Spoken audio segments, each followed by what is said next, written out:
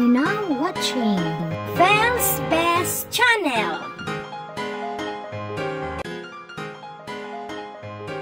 Ngayon, pag-aralan natin kung ano ang tugma. Ang tugma ay sumasalaysay sa pagkakahawig o pagkakapareho ng isang bagay. Ang tugma ang pagkakapareho ng dulong tunog sa isang taludtod, sa isang saknong ng tula. Narito ang mga halimbawa ng tugmang Pilipino.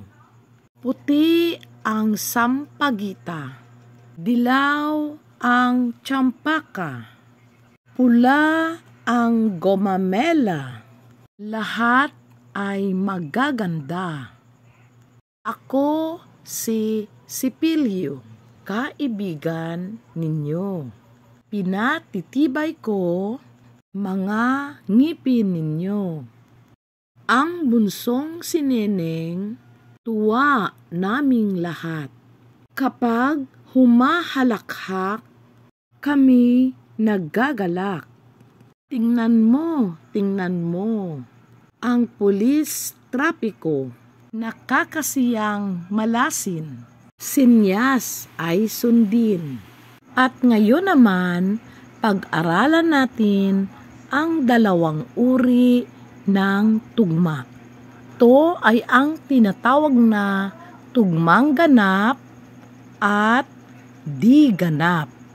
Ang tinatawag na tugmang ganap kapag magkapareho ang tunog at pitik ng huling salita sa bawat taludtod. Ang tinatawag na tugmang di ganap kapag magkapareho lamang ng tunog ang huling salita sa bawat taludtod.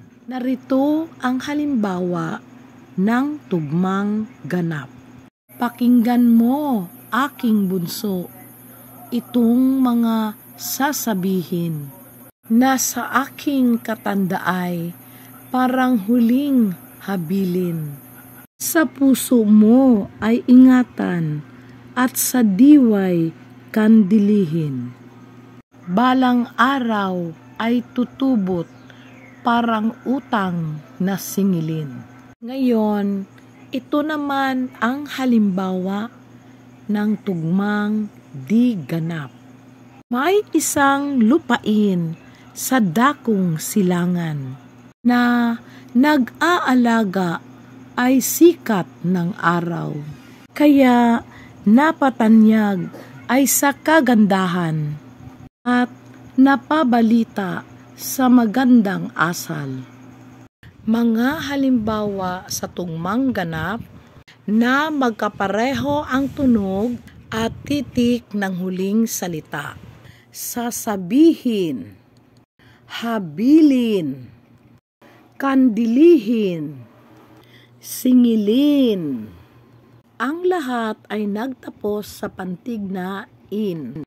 Ngayon naman ang halimbawa ng tugmang di ganap. Mga salitang magkapareho lang ang tunog ng huling salita. Silangan, kagandahan, asal. Hanggang dito na lang. Sana ay may natutunan kayo sa ating leksyon tungkol sa tugma. Paalam, hanggang sa muli!